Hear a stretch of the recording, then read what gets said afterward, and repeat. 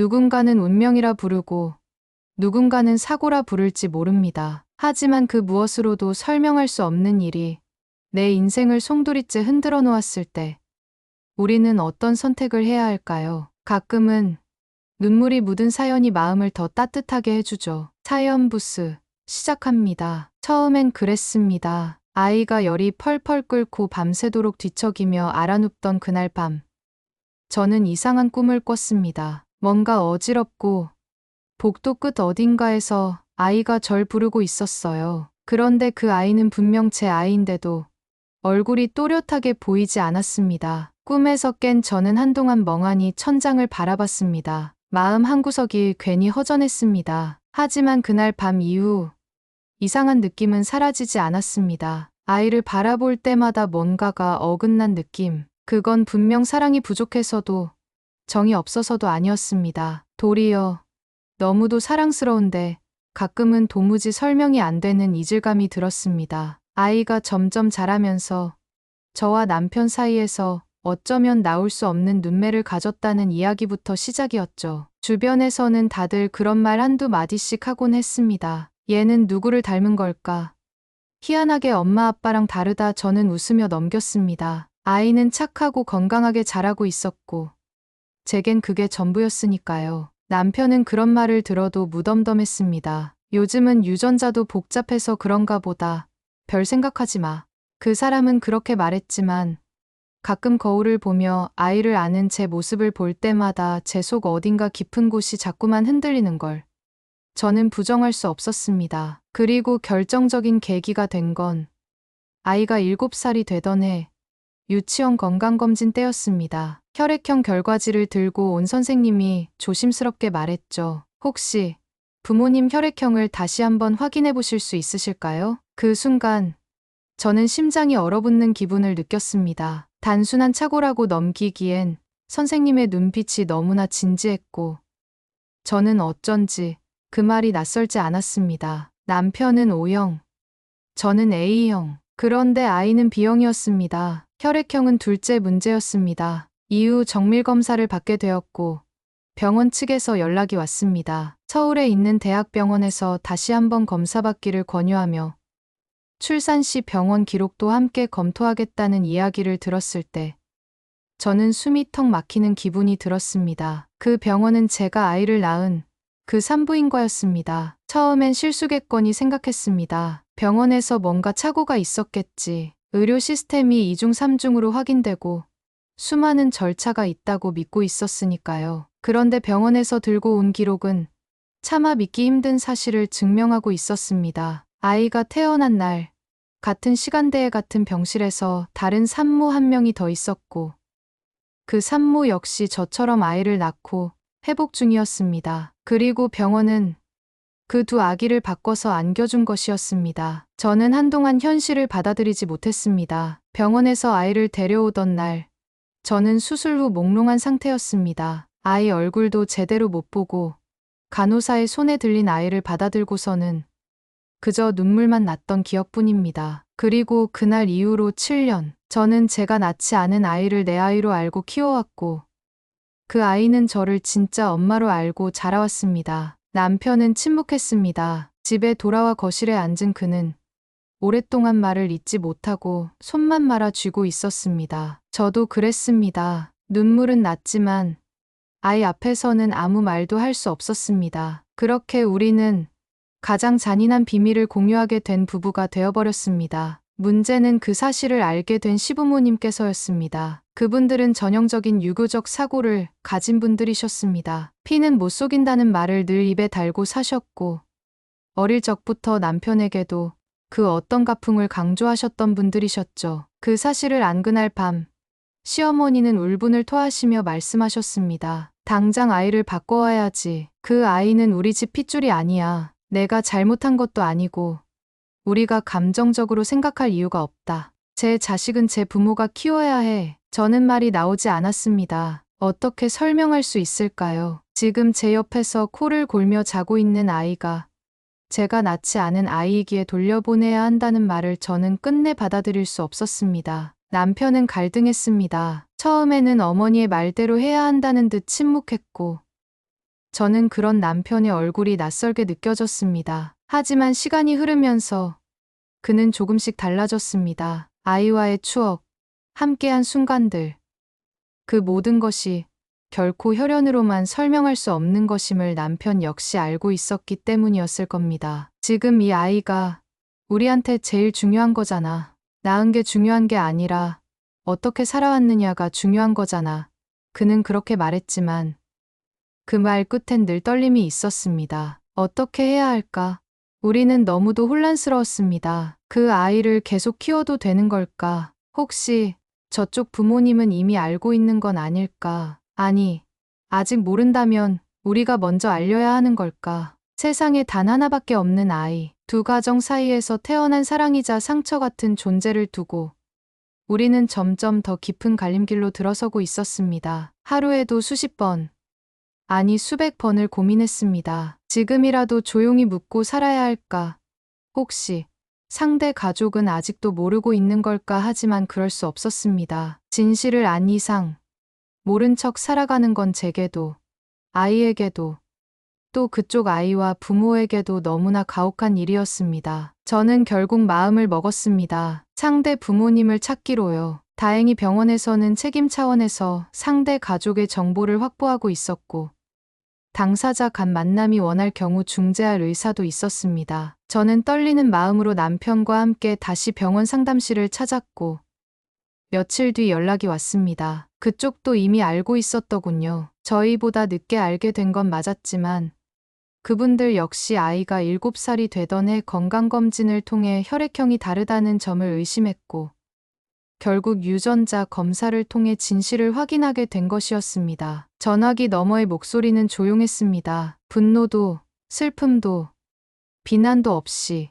오히려 너무 담담해서 더 가슴이 아팠습니다. 우린 그저 아이만 생각하고 있어요. 어떻게 해야 아이들에게 가장 덜 상처가 될지를요. 만나 뵙고 싶습니다. 그렇게 우리는 처음으로 마주하게 되었습니다. 그리고 그날 제 인생에서 가장 무거운 침묵이 흐르는 자리가 마련되었습니다. 상대 부모님은 또래 부부였습니다. 단정하게 머리를 묶은 어머니는 차분한 눈빛을 가지고 있었고, 아버지는 제 남편보다 조금 더 내성적으로 보였습니다. 그들의 눈빛 속엔 낯섦과 슬픔, 그리고 이해하고자 하는 마음이 모두 얽혀 있었습니다. 아무도 먼저 입을 열지 못했습니다. 아이 이야기만 꺼내면 가슴이 무너져 내릴 것 같아서 우리는 한동안 아이 이름조차 부르지 못했습니다. 상대 어머니가 먼저 말을 꺼냈습니다. 저희는 처음엔 병원을 탓했어요. 어떻게 이런 일이 있을 수 있느냐고. 이건 범죄라고. 그런데 하루 이틀이 지나면서는 아이 얼굴만 떠오르더라고요. 지금 곁에 있는 아이를 보면서 도저히 떼어낼 수 없겠다는 생각이 들었어요. 아무리 친자라 해도 이젠 남같았어요. 그만큼 정이 들었고, 아이도 우리를 부모로 알고 자라왔으니까요. 그 말을 듣는 순간 저는 울음을 참을 수 없었습니다. 그 마음이 어떤 건지 뼈저리게 알고 있었기 때문입니다. 저 역시 그랬으니까요. 제가 낳은 아이가 지금 저기 저 여인의 손을 잡고 집으로 돌아간다고 상상하면 피가 거꾸로 솟는 듯한 아픔이 몰려왔습니다. 그런데도 상대 어머니의 눈빛에는 원망보다는 공감이 담겨 있었습니다. 아이들이 상처받지 않도록 우리끼리 먼저 잘 정리해 나가야 할 것 같아요. 그리고 혹시 괜찮으시다면 서로 아이를 만나게 할 수 있을까요? 그 말에 저는 망설였습니다. 만나게 해준다는 말이 쉬운 말 같지만 너무도 복잡한 감정들이 엉켜 있었기 때문입니다. 지금 제가 품에 안고 키운 이 아이에게 사실은 너를 낳은 엄마는 다른 사람이란다라고 말할 수 있을까요? 그리고 제가 낳은 아이에게 지금까지 다른 엄마 아래서 자랐지만 사실 내 진짜 엄마는 나란다라고 설명할 수 있을까요? 그 어떤 말로도 이 아이들의 혼란을 막을 수는 없을 것입니다. 하지만 그럼에도 불구하고 저는 알고 있었습니다. 언젠가는 마주해야 할 일이라는 것을요. 서로 아이의 이름을 주고받으며 우리는 약속을 했습니다. 당장은 아니지만 아이들이 더 이해할 수 있는 나이가 되었을 때 조금씩 만나게 하자고요. 너무 성급하지 않게, 너무 급작스럽지 않게. 대신 그때까지는 부모들끼리 자주 소통하며 서로의 아이가 어떤 환경에서 자라고 있는지 공유하자고요. 그렇게 우리는 가족 아닌 가족이 되어버린 사이가 되었습니다. 그들의 아이는 말이 빨랐고 책을 좋아했습니다. 저희 아이는 정이 많고 낯선 사람에게도 금방 다가가는 성격이었죠. 서로 너무 달랐지만 그래서 더 신기하게 느껴졌습니다. 남편은 처음엔 이 상황 자체를 힘들어했지만 상대 아버지와 단둘이 술잔을 기울인 날 이후 조금 달라졌습니다. 두 사람은 그날 밤 많은 얘기를 나눴고 서로의 속을 조금씩 터놓기 시작한 것이었죠. 시부모님은 여전히 납득하지 못하셨습니다. 지금이라도 바꿔야 한다. 시간이 더 흐르면 더 어려워진다. 그 말이 틀린 건 아니었습니다. 하지만 맞지도 않았습니다. 저는 시어머니에게 차분히 말했습니다. 어머니, 그 애도 제가 낳은 애도 어느 누구 하나를 버릴 수 없어요. 정답은 없지만 저는 이 길을 선택하겠습니다. 그 말에 어머니는 더 이상 아무 말도 하지 않으셨고 대신 며칠 동안 집에 들어오지 않으셨습니다. 그러나 저는 알 수 있었습니다. 어머니도 혼란스러운 거라는 걸, 분노보다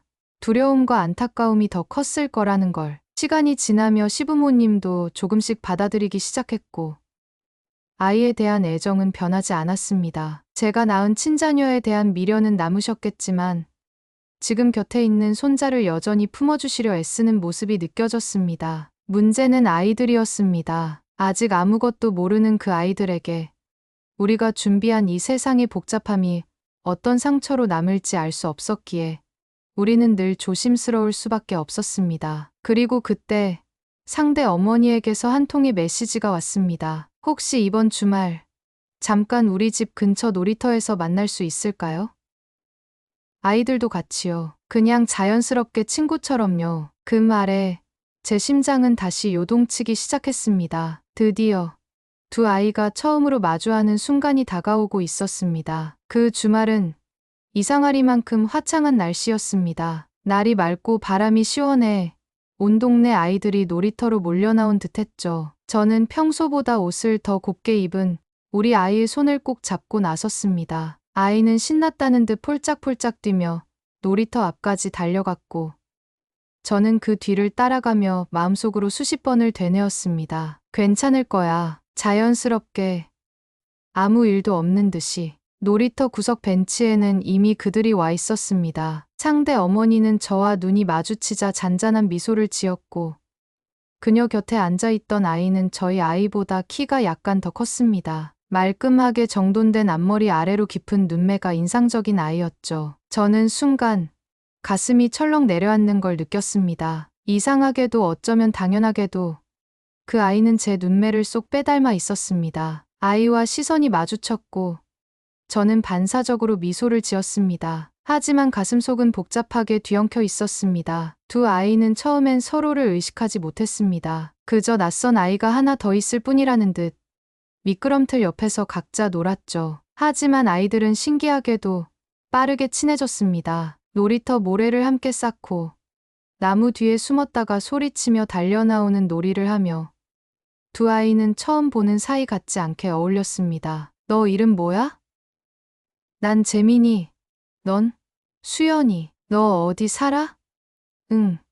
저기 아파트. 그저 평범한 대화였지만 저는 숨이 막혀왔습니다. 두 아이는 서로의 존재를 전혀 모른 채 그저 친구가 되어가고 있었습니다. 하지만 저희 부모들의 눈에는 그 모든 장면이 기적 같고도 고통스러운 풍경이었습니다. 저 아이가 저기 있는 애가 내 아이인데 속으로 수없이 반복하며 저는 웃는 얼굴 뒤로 눈물을 삼켜야 했습니다. 상대 어머니는 조용히 말했습니다. 이상하죠.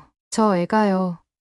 원래 낯가림이 심하거든요. 처음 보는 아이랑 저렇게 바로 노는 거 진짜 처음 봐요. 저는 고개를 끄덕이며 애써 웃었습니다. 우리 아이도 그래요. 낯선 환경에선 절대 먼저 다가가지 않거든요. 그런데 오늘은 서로 말끝을 흐린 채 우리는 벤치 위에서 손을 조용히 맞잡았습니다. 아무 말도 하지 않았지만 그 손을 통해 전해지는 감정은 너무도 복잡하고 진했습니다. 그날 놀이터에서의 만남은 마치 오래전 잃어버린 무언가를 잠시 다시 만난 듯한 기분이었습니다. 하지만 동시에 그 감정은 조심스럽고 아슬아슬했습니다. 집으로 돌아온 뒤 아이는 해맑게 물었습니다. 엄마, 오늘 만난 친구 또 볼 수 있어? 수연이랑 또 놀고 싶어. 저는 미소 지으며 고개를 끄덕였지만 속으로는 차마 대답할 수 없는 질문들이 떠올랐습니다. 이 아이가 진실을 알게 된다면 지금처럼 웃을 수 있을까? 며칠 뒤 상대 어머니에게서 또 메시지가 왔습니다. 수연이가 요즘 자꾸 재민이 이야기만 해요. 꿈에서 봤다고도 하고 그 애가 자꾸 생각난대요. 저는 핸드폰을 쥔 손이 덜덜 떨리는 걸 느꼈습니다. 저희 아이도 마찬가지였습니다. 아침에 일어나면서 엄마, 수연이 어제 꿈에 나왔어. 나랑 같이 놀았어. 그렇게 말하는 아이를 보며 저는 점점 두려워졌습니다. 이 둘은 무언가 알 수 없는 연결로 묶여 있는 것처럼 느껴졌습니다. 문제는 그때부터였습니다. 아이가 점점 혼란스러워지기 시작했습니다. 엄마, 나는 왜 수연이랑 닮은 데가 하나도 없지? 엄마, 나는 왜 할머니랑 다르게 생겼어? 평소 같으면 가볍게 넘겼을 말들이 이제는 하나하나 가시처럼 박혀왔습니다. 저와 남편은 깊은 밤까지 서로 말도 없이 앉아 있었습니다. 도대체 언제, 어떻게 아이에게 진실을 말해야 할지 우리는 끝없는 미로 속에 갇혀버린 기분이었습니다. 그리고 어느 날 아이가 제게 불쑥 물었습니다. 엄마, 나는 진짜 엄마 딸이야? 저는 그 말을 듣고 피가 얼어붙는 기분을 느꼈습니다. 왜 그런 말을 해? 모르겠어, 그냥.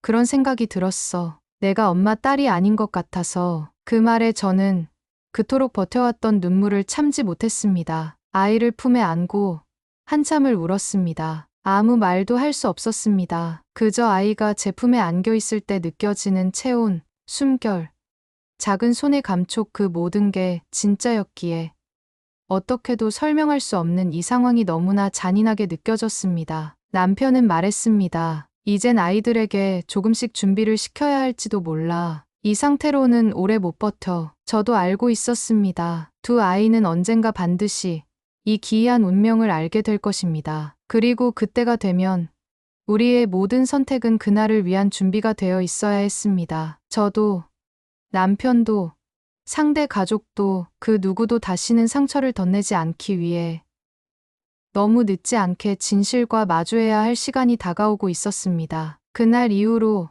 아이는 자주 같은 꿈을 꾼다고 말했습니다. 그 꿈에는 꼭 수연이가 나왔고 자기가 모르는 집에 놀러가 함께 밥을 먹거나 같이 잠을 자는 장면이 나왔다고 했습니다. 저는 그런 이야기를 들을 때마다 심장이 오그라드는 기분이 들었고 머릿속은 온통 한 가지 생각뿐이었습니다. 이 아이는 어쩌면 모든 걸 이미 알고 있는 걸지도 몰라. 남편은 한동안 말이 없었습니다. 늘 묵묵히 아이 옆에 앉아 책을 읽어주거나 밥을 먹을 때도 손을 꼭 잡고 있곤 했습니다. 그 손끝에 얼마나 많은 감정이 실려 있었는지 저는 너무도 잘 알고 있었습니다. 이 사람도 지금 무너지고 있었고 그 무너짐 속에서 아이에게 상처 하나 남기지 않으려 버티고 있었던 겁니다. 그러던 어느 날 밤 남편이 조용히 입을 열었습니다. 이젠 말해야 하지 않을까.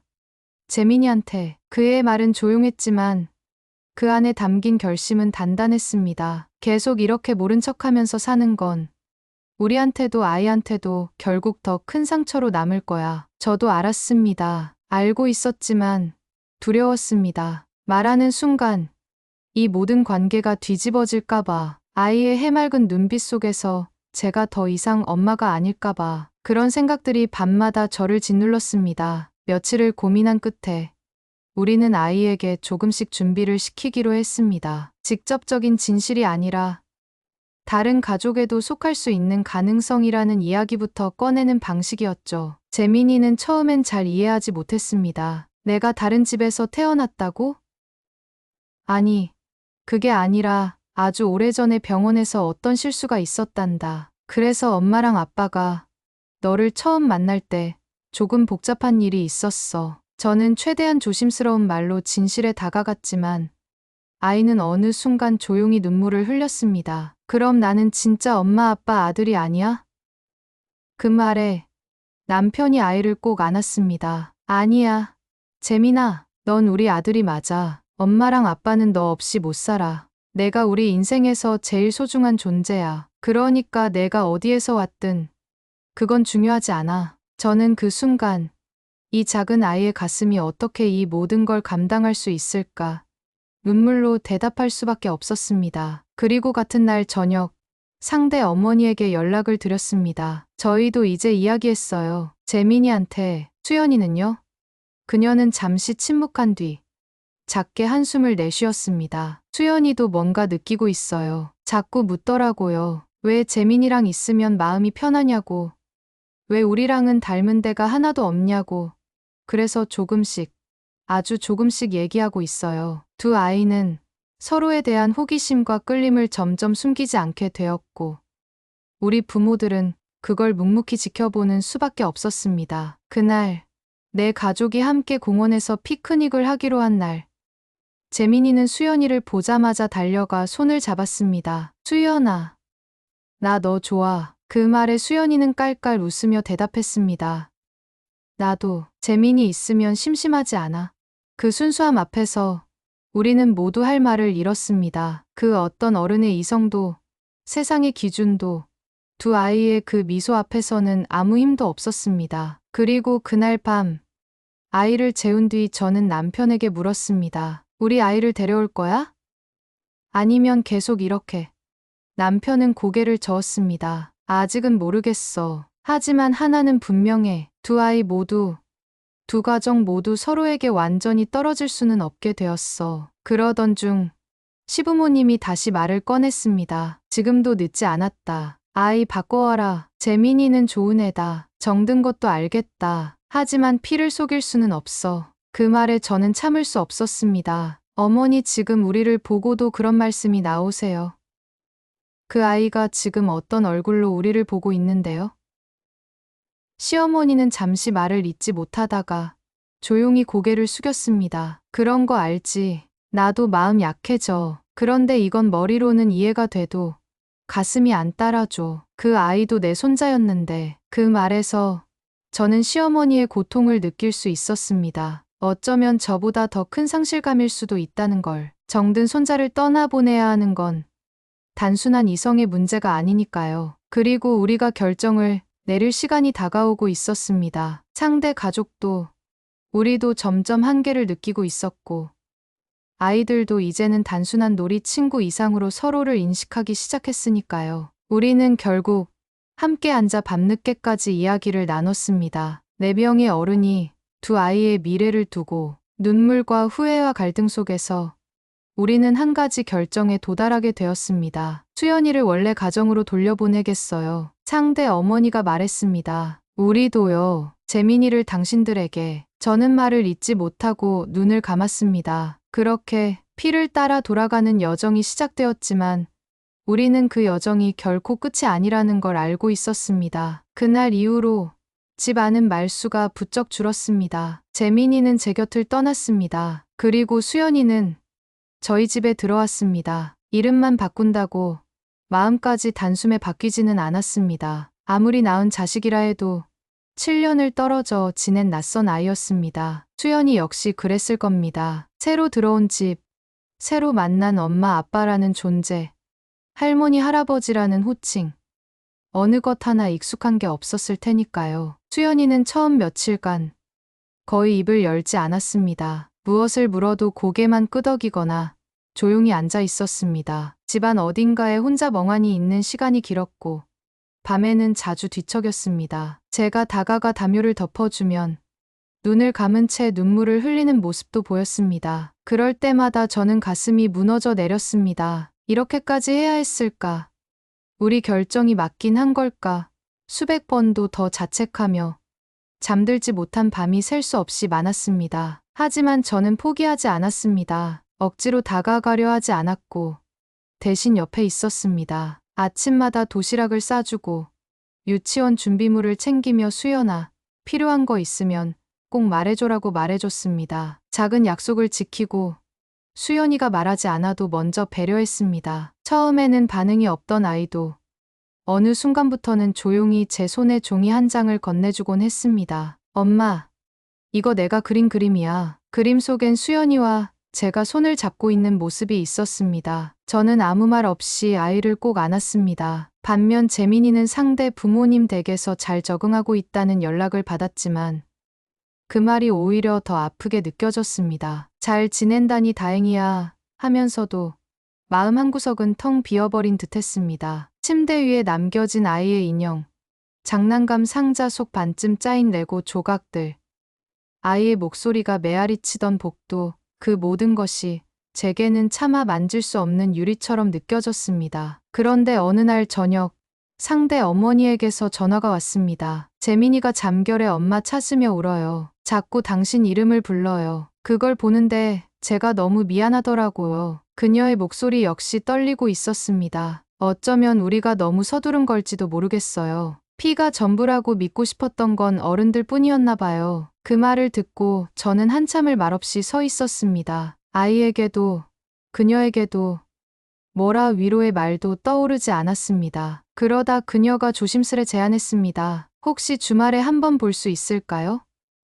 수연이도 보고 싶어 하고 재민이도 엄마랑 다시 만나고 싶다고 해요. 저는 한참 망설이다가 고개를 끄덕였습니다. 지금 이 아이들을 위해서라면 어른들이 틀을 허무는 것이 먼저라는 생각이 들었기 때문입니다. 그 주말, 내 가족은 다시 놀이터에 모였습니다. 이번엔 아이들이 서로를 보고 달려가 안겼습니다. 재민아, 수연아. 꼭 끌어안은 두 아이는 해맑게 웃었고, 우리는 그 장면을 보며 아무 말 없이 눈물을 훔쳤습니다. 저는 재민이의 볼을 쓰다듬으며 인사했습니다. 잘 있었어? 아이는 잠시 저를 바라보다가 조용히 제 손을 잡았습니다. 엄마, 나 여기 자주 와도 돼? 저는 고개를 끄덕이며 대답했습니다. 그럼, 언제든지. 엄마는 항상 여기 있을 거야. 그날 이후, 우리는 조금 다른 방식의 가족이 되기로 했습니다. 두 집 사이의 장벽을 없애고, 아이들이 자유롭게 서로의 집을 오가며 지낼 수 있도록 했습니다. 재민이는 우리 집에 와서 자고 가는 날도 있었고, 수연이는 상대 집에서 함께 식사를 하며 시간을 보내기도 했습니다. 마치 두 아이 모두 부모를 두 쌍 가진 듯한 그런 관계로요. 시부모님은 처음엔 이해하지 못하셨습니다. 이건 무책임한 짓이다. 갈팡질팡하는 건 아이들만 헷갈리게 한다 하지만 어느 날 수연이가 할머니에게 안겨 할머니, 저도 예전처럼 안아줘요라고 말하던 그 순간 어머니는 말없이 아이를 안아 올렸습니다. 그 이후로 어른들의 입장은 차츰 누그러졌습니다. 아무리 피가 중요하다 해도 사랑은 시간을 이기지 못한다는 걸 모두가 서서히 깨닫고 있었던 겁니다. 그리고 그렇게 계절이 한번 바뀌었습니다. 여름이 지나고 가을이 왔고 아이들은 새학기를 함께 준비했습니다. 저는 학교 앞에서 아이 둘을 손에 잡고 함께 걷는 순간마다 이 아이들이 서로를 통해 서로의 상처를 치유해 나가고 있다는 걸 느낄 수 있었습니다. 처음엔 억지였던 만남이 이제는 이 아이들에게 삶의 일부가 되었고 우리는 그걸 받아들일 수 있을 만큼 성숙해졌습니다. 수연이는 이제 제게 웃으며 엄마, 오늘은 내가 밥 차려줄게 하고 앞치마를 두르고 부엌에 들어오고 재민이는 아빠, 다음 주엔 우리 집에서 자면 안 돼 라며 남편의 손을 잡습니다. 그 모든 장면들이 비로소 우리의 선택이 틀리지 않았다는 걸 보여주는 듯했습니다. 아이들에게는 상처가 아닌 또 다른 형태의 사랑이 가능하다는 걸 알려주는 길이 된 것입니다. 가을이 깊어가던 어느 날 학교에서 전화가 걸려왔습니다. 수연이가 친구와 심하게 다퉜다는 내용이었습니다. 처음 듣는 일이었고 선생님조차 당황한 목소리였습니다. 평소 조용하고 남과 싸우는 법이 없던 수연이었기에 저는 가방도 챙기지 않고 곧장 학교로 달려갔습니다. 교실 안 창가에 앉아 고개를 떨군 수연이를 보자 마음이 덜컥 내려앉았습니다. 선생님은 조심스럽게 말씀하셨습니다. 아이들이 놀다가 혈액형 이야기가 나왔어요. 그 이야기가 이상하게 퍼지면서 수연이가 다른 집에서 태어났다는 소문이 돈 모양이에요. 어떤 아이가 장난처럼 넌 진짜 엄마가 아니래매라고 말했다고 합니다. 그 말을 듣는 순간 저는 손끝이 차가워지며 식은땀이 흘렀습니다. 아이들 사이에서 오고 간 말 한마디가 수연이 마음에 어떤 상처로 남았을까? 그 모든 것이 순식간에 무너질 수도 있다는 두려움이 밀려왔습니다. 저는 조심스럽게 수연이 옆에 앉아 등을 토닥였습니다. 수연아, 괜찮아. 엄마 여기 있어. 그러자 아이가 제 눈을 똑바로 보며 말했습니다. 엄마 나 왜 여기 있어? 왜 다른 집에 있었던 거야? 그날 밤 남편과 저는 아이를 앉혀놓고 처음으로 진심을 다해 모든 것을 이야기했습니다. 그리고 수연이는 한마디도 하지 않았습니다. 그저 조용히 듣기만 했고 대답 대신 방 안으로 들어가 문을 조용히 닫았습니다. 저희는 그 문 앞에 서서 오랫동안 움직이지 못했습니다. 다시 문이 열릴 때까지 얼마나 오래 기다렸는지도 모르겠습니다. 이틀 뒤 재민이네 가족에게서 연락이 왔습니다. 재민이 역시 무언가를 감지했는지 수연이에게 무슨 일이 있었냐고 걱정했다는 이야기였습니다. 그리고 상대 어머니가 말했습니다. 우리 아이들이 우리보다 더 많은 걸 감당하고 있다는 생각이 들어요. 그 무게를 덜어줘야 할 사람은 결국 우리잖아요. 그날 내 가족은 다시 한자리에 모였습니다. 이번엔 아이들도 함께였습니다. 조용한 분위기 속 수연이가 먼저 입을 열었습니다. 엄마, 아빠 난 이제 두 개의 이름을 가질 수 있는 거야?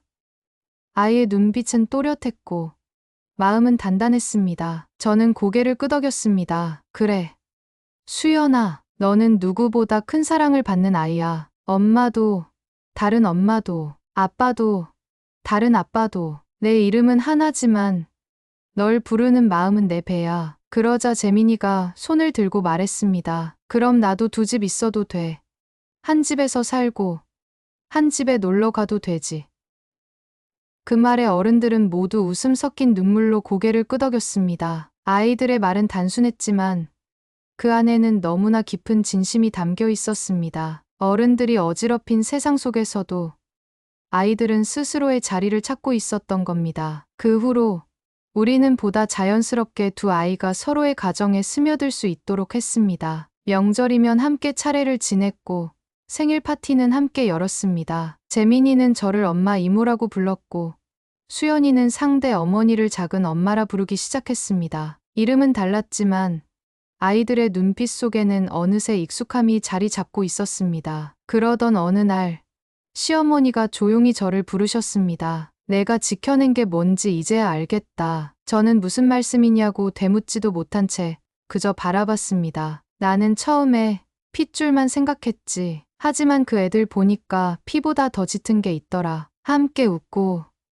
울고 아파한 기억. 그게 진짜 가족이더라. 시어머니는 제 손을 꼭 잡고 말했습니다. 미안하다. 그리고 고맙다. 그 말을 들은 순간 저는 처음으로 그 고된 시간들이 헛되지 않았음을 느꼈습니다. 저는 수연이를 품에 안고 재민이와 손을 맞잡고 그렇게 비로소 제 자리로 돌아온 기분이었습니다. 혈연은 시작이었고 사랑은 선택이었으며 기억은 관계의 증명이었습니다. 저는 그 모든 것을 지나 가족이라는 이름 아래 그들을 품을 수 있게 된 것이었습니다. 겨울이 되자 아이들은 한층 자라 있었습니다. 수연이는 초등학교에 입학했고 재민이는 두 번째 학년을 준비하며 제법 큰 형처럼 굴었습니다. 두 아이는 이제 서로를 진짜 친구라 부르며 서로의 집을 자유롭게 오가며 지냈습니다. 일주일에 두 번은 우리 집, 두 번은 그 집. 자연스럽게 식탁에 앉아 서로의 부모와 밥을 먹고 학교 숙제를 같이 하며 마치 한 지붕 두 가정 같은 생활이 이어졌습니다. 어느 날 밤 수연이가 내 무릎에 기대어 속삭였습니다. 엄마, 난 엄마 집도 좋고 이모 집도 좋아. 그 말에 나는 조용히 웃으며 아이의 머리를 쓰다듬었습니다. 그럼 앞으로도 둘 다 내 집이야. 언제든지 오고 언제든지 머물 수 있어. 넌 어느 곳에서도 사랑받는 아이야. 수연이는 고개를 끄덕이며 이불을 끌어당겼고 금세 잠에 들었습니다. 재민이도 자주 찾아왔습니다. 우리 집에 올 때면 현관문 열리자마자 엄마 이모 하고 달려와 안겼고 주말엔 남편과 농구를 하며 땀을 뻘뻘 흘렸습니다. 가끔씩 제 손을 꼭 잡고 이모, 나 예전에 여기서 살았던 거 기억나라며 웃는 아이의 얼굴을 보면 저도 모르게 눈물이 났습니다. 그 아이가 남긴 자리가 너무 컸기에 다시 채워지기까지 너무 많은 시간이 필요했으니까요. 시간은 그렇게 흘렀고 우리 어른들은 아이들 덕분에 변해갔습니다. 남편은 어느 날 제게 말했습니다. 처음엔 그냥 피부치를 찾고 싶었던 것 같아. 뭔가 되찾아야 할 것만 같아서. 그런데 지금은 우리가 지켜야 할 건 아이들의 웃음이더라. 그는 말없이 거실에 앉아 아이들이 함께 찍은 사진을 앨범에 정리했습니다. 그 앨범은 우리에게 과거의 정리이자 미래의 약속이기도 했습니다. 시어머니도 많이 달라지셨습니다. 수연이를 꼭 껴안고 머리를 묶어주며 얘는 손끝이 야무져. 딱 우리 집 여자 기질이야라고 말씀하셨고, 재민이가 집에 올 때면 직접 국을 끓여 너는 여길 절대 잊으면 안 된다. 내가 어릴 때 뱃속에 차고 있던 기운이 아직 남아있다니까 하며 웃으셨습니다. 그렇게 두 아이는 하나의 피로 묶이지 않은 관계들로부터도 가족이란 형태를 배우고 자랐습니다. 어느 여름날 두 가족이 함께 바닷가에 여행을 갔습니다. 파도 치는 해변을 따라 아이들이 손잡고 달려갔고 우리는 돗자리에 앉아 그 모습을 지켜보았습니다. 그 장면이 그렇게 눈부시고 또 아프게 느껴진 건 모든 걸 잃었다 생각했던 순간에서 이렇게까지 회복될 수 있었던 것이 기적처럼 느껴졌기 때문이었겠죠. 해가 질 무렵 재민이가 바닷물에 젖은 발을 털며 제게 달려와 말했습니다. 이모, 나 나중에 커서 꼭 두 집 살 거야. 엄마도 있고 이모도 있고 내가 부자야. 그 말에 모두가 웃었고 그날 밤 모닥불을 피워놓고 두 가족이 둘러앉았을 때 상대 어머니가 말했습니다. 우리한테 일어난 일이 비극 같았는데 지금은 감사해요. 우리 아이들이 이렇게 커가는 걸 함께 볼 수 있다는 게. 저도 고개를 끄덕였습니다. 피를 나눈 건 어쩌면 시작이었을 뿐이고 우리가 만들어낸 사랑이야말로 진짜였다고, 무언가를 잃었다고 느꼈던 그날. 실은 우리는 훨씬 더 많은 것을 얻게 된 거라고. 지금도 아이들은 자주 만납니다. 시험 끝나고 놀러 가는 날, 생일 파티 때, 명절 전날 함께 송편을 빚을 때, 그리고 매년 아이들이 태어난 날, 두 가족은 한자리에 모여 생일을 함께 축하합니다. 두 개의 촛불 위에 얹힌 하나의 이름. 그 이름은 이제 수연이이자 재민이고 엄마이자 이모이며 아빠이자 작은 아빠입니다. 가끔씩 누군가 묻습니다. 그렇게 복잡한 상황 속에서 어떻게 그렇게 웃을 수 있었어요? 그럴 땐 저는 대답합니다. 그건 아이들이 저희보다 먼저 웃어줬기 때문이에요. 아이들이 용감했어요. 그래서 우리도 그만큼 용감해질 수 있었던 거예요. 세상에는 말로 다 표현할 수 없는 사연들이 있습니다. 때로는 피보다 깊은 정이 있고 이름보다 소중한 관계가 존재합니다. 오늘 사연은 한 아이의 손을 붙잡으며 시작된 두 가족의 기적 같은 여정을 담고 있었습니다. 누구의 잘못도 아닌 운명의 실수가 오히려 더 크고 따뜻한 가족을 만들었습니다. 그렇게 우리는 상처를 끌어안고 다시 사랑하는 법을 배웁니다. 당신도 그럴 수 있습니다. 당신이 잃었다 생각했던 모든 것들이 어쩌면 새로운 시작이 되어 돌아올지도 모릅니다. 이 이야기가 당신에게 작은 위로가 되었기를 바랍니다. 다음 사연 이야기에서 다시 찾아뵙겠습니다. 사연부스였습니다.